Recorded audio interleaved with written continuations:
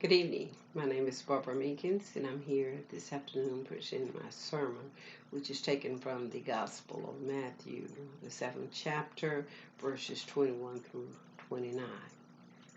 Matthew recorded these words: Not everyone that saith unto me, Lord, Lord, shall enter into the kingdom of heaven, but he that doeth the will of my Father which is in heaven.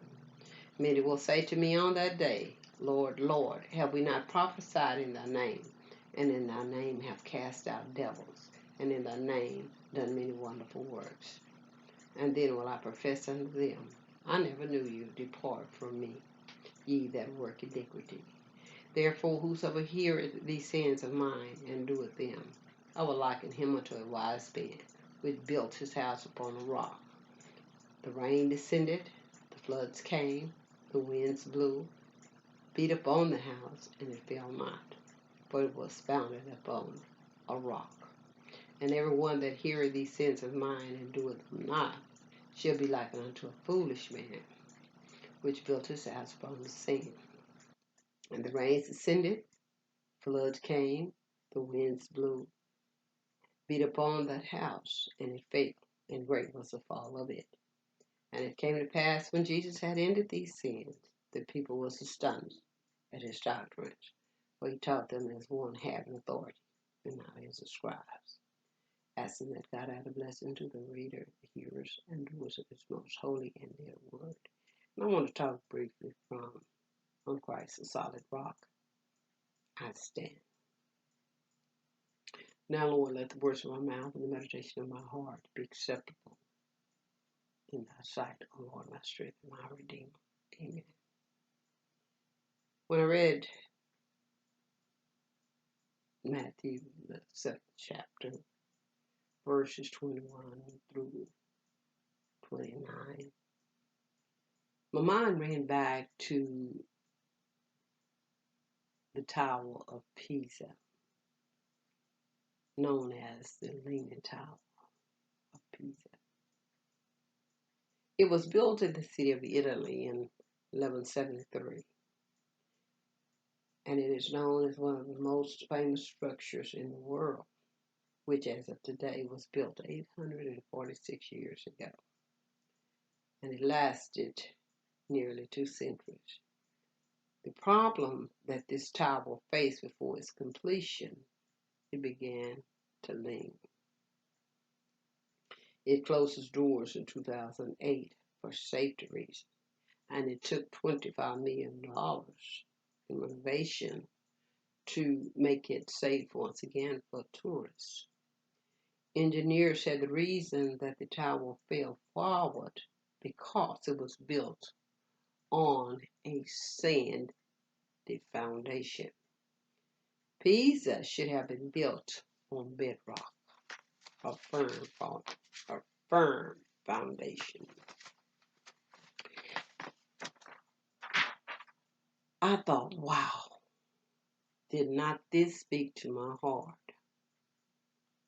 And as Christians, if we are not built on that rock of Christ, when the storm of life comes and judgment is here, it will be no need for us to cry out, Lord, Lord, did I not do this?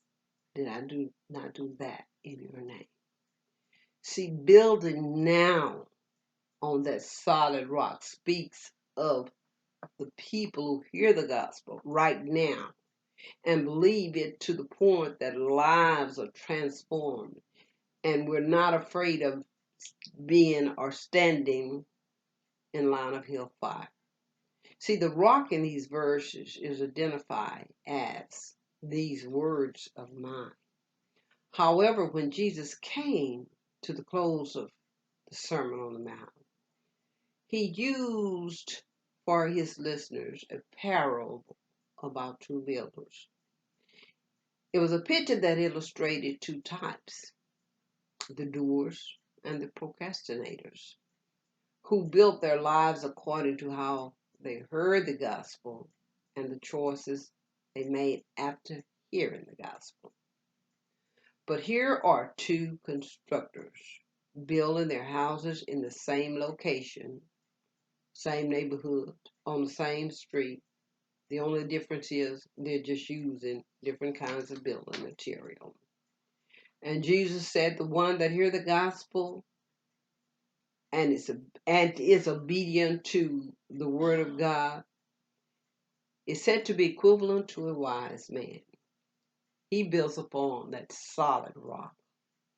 And when the storms of life come, it will beat, tear up, tear down, but the house will not fall because it is founded upon a solid foundation. The word beat in Greek means to strike, to batter.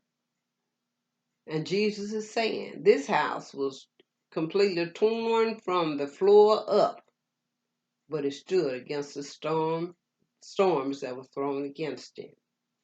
Even Solomon tells us a wise man will hear and will increase in learning, and a man of understanding shall obtain unto wise counsel. But those who want a quick fix, these are the builders that hear the gospel and live according to their will and not the will of the Lord. They are soon or will be soon cut down. I believe it was James who also said in James 1:22, be ye doers of the word and not hearers only, deceiving yourself. See, it's not enough to just receive the word. One must respond to it in active obedience. The command is clear. Keep on being a doer of the word and not just a hearer.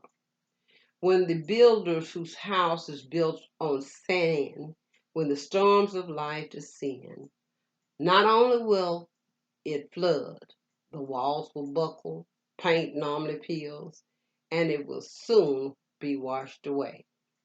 And I believe Jesus' description for that house is, great is the fall. The dishonesty comes from thinking you have done all that is necessary when actually listening to the Word of God is only the beginning. A fitting design of the congregants we call the sit, soak, and sauerkraut. Matthew sums up the sermon with, the people was astonished at his doctrine. Why? Because Jesus spoke with divine authority. The scribes and Pharisees spoke from authority. In closing, let me leave the words with you from the late Edward Mote. He composed a song in 1834 while going through his storm. He said something like this: my hope is built on nothing less than Jesus' blood and righteousness. I dare not trust the sweetest rain, but wholly lean on Jesus' name. On Christ, the solid rock, I'll stand. All other ground is sinking sand. Church, today, all other ground is sinking sand. Thank you. May God bless you. It's our prayer.